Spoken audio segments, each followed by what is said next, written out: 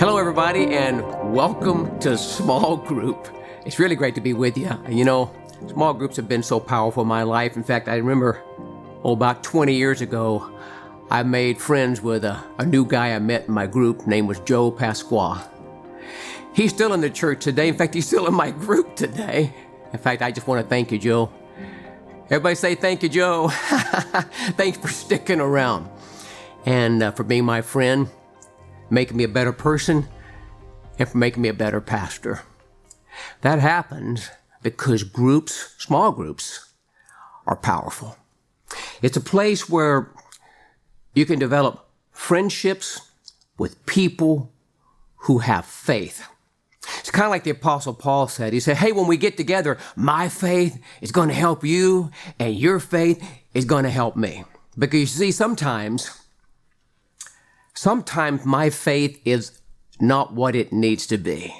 You just need a friend. I just need sometimes to borrow faith. I need to borrow some faith from one of my friends in my group. A small group of friends with faith is sometimes how we find our way to our miracle. But we don't want to just think about our personal miracle, but that's important.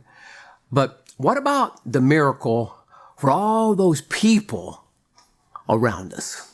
There are so many people around you and around me that really, really need God in a big way.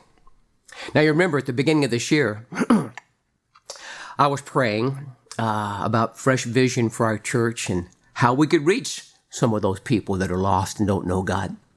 And I know, I heard him so clearly speak to me to believe him for 1,000 people to be in attendance every Sunday at church. And I want to thank you. I want to thank you for believing with me. And together we declare, 1,000 people, they're on their way. In fact, let's do it out loud right now. Say it with me. 1,000 people are on their way. Let's say it again. I love it. 1,000 people are on their way. Hey, I want to tell you something. I know this is going to happen. We're going to reach that 1,000 because it's God's vision. It's God's heart. It's his big dream. Healthy, growing, life-giving churches. The Bible says that one time Jesus saw a large group of people, much like all the people around us. And in Matthew chapter 9, it says, when he saw these multitudes, Jesus was moved with compassion for them because they were weary and they were scattered, kind of like sheep not having a shepherd. Don't you think it describes the world today? People are so weary and overwhelmed and stressed out, so weary, and they're scattered. We're kind of around people, but we don't feel connected. And what he said, they worry not having a shepherd.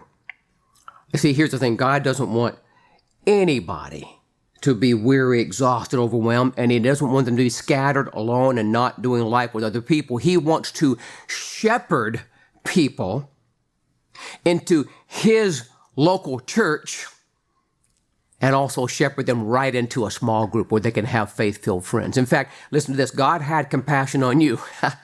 He brought you through your difficulty. He's a good shepherd. He pastored you into this church. And that's something to celebrate about.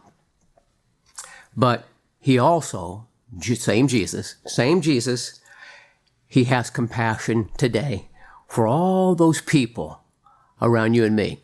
Some of you have family that live local here. Maybe some friends or some neighbors you're getting acquainted with, some coworkers, someone at school. These are people in your life that quite possibly will only come to church because you invite them. And I'm super excited. I really mean this. I'm really, really excited because today we're going to encourage you in the group. We're going to encourage you. We're going to encourage each other, really. It's kind of like me. I'm not going to be there. You're going to do it. We're going to encourage each other on how to invite people to church. And here's how. Now, I'm asking everyone in our entire church family to consider joining me in inviting 3 people every month for the next 8 months. So let me say it again. I'm encouraging everyone in the church to consider joining me by inviting 3 people every month for the next 8 months. And here's why. If we all do this, it's going to work. We're going to reach the 1,000 people in weekly attendance, experiencing Jesus' compassion, Jesus' power, Jesus' miracles. And that is so exciting. I can't wait to see it happen. Now, for some of us, the moment I said we're all going to go get people, oh man, you felt a little bit of a distancing, subconscious, little shutdown, a little intimidating. I get it. But it doesn't have to be that way.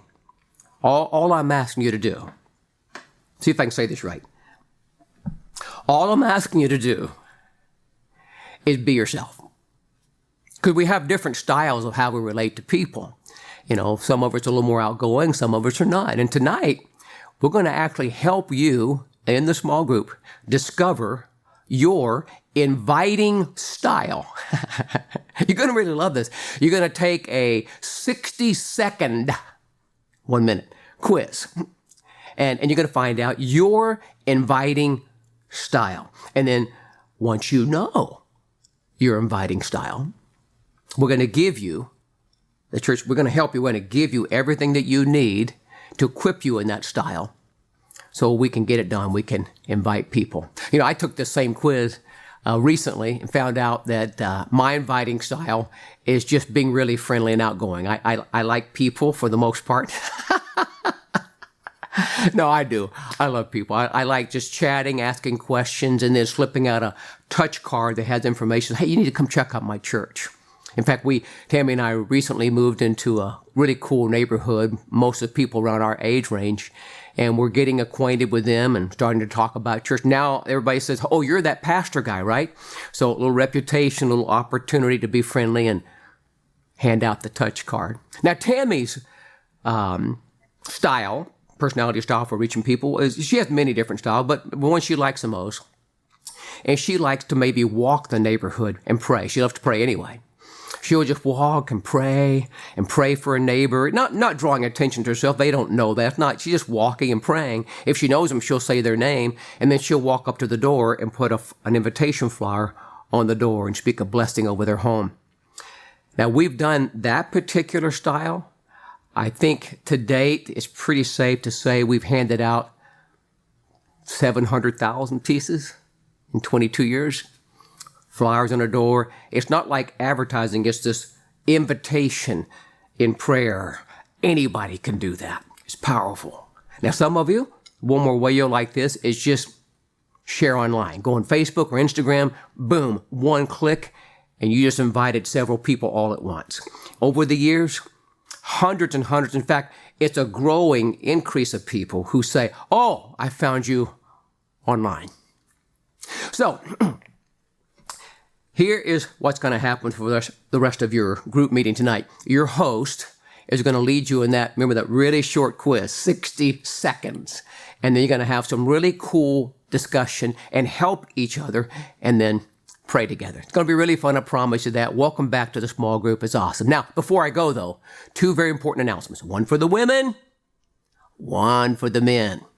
For the women, we want to honor the women this Sunday. It's Mother's Day.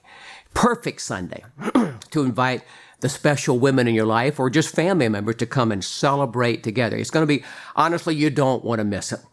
We're transforming our worship center into a beautiful table seating, not sitting in rows, we're sitting in tables. There'll be a light brunch served for everybody, special music, and a really great message. It's going to be awesome. So don't miss it. Invite everybody, come. And let's celebrate all the ladies on Mother's Day. Now, something special for all the men. All the men said, yeah. All the men. First men's breakfast in many years. Men's breakfast is coming up in 2 weeks, and special guest speaker for that day, Saturday, May 14th, Dr. Michael Maiden, who will be speaking to the men Saturday and to the whole church on Sunday. Probably our church's favorite guest speaker. Phenomenal, world-class communicator. He's a prophet and brings that prophetic touch. It just saturates the atmosphere. Everyone leaves saying, God spoke to me today. So anyway, men only. Saturday, May 14th, 8 a.m., breakfast, message from Dr. Maiden, some prophetic atmosphere, some fun things for guys to do, and then we're announcing some really cool men-only plans for the balance of this year. Oh, by the way, I'm asking you, every man in the small group right now, look at me and say yes. Like yes. Oh, you just said yes, you're going to RSVP tonight before you leave. You cannot leave your small group. If you think we already know, I've already RSVP. I want everybody to sign up tonight. We're making plans. We need to know you're coming. Believing for at least 100 guys on May 14th. I'm done. Small groups are great. The announcements are great. You're great. So have a great balance of your small group, your discussion and your time of prayer.